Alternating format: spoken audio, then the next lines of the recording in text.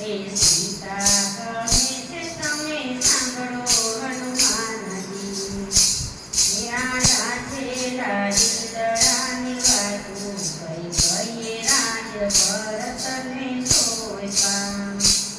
એ રાજના મહેલ અમે માણીનો જાણ્યા, એ જંગલની ઝૂંપડીએ બેઠા કઈ કહીએ રાજ ભરતને સોંપ્યા. એ સીતા કહે છે તમે સાંભળો હનુમાનજી, આ રાધેલા દીદડાની વાતો કઈ કહીએ રાજ ભરતને સોંપ્યા.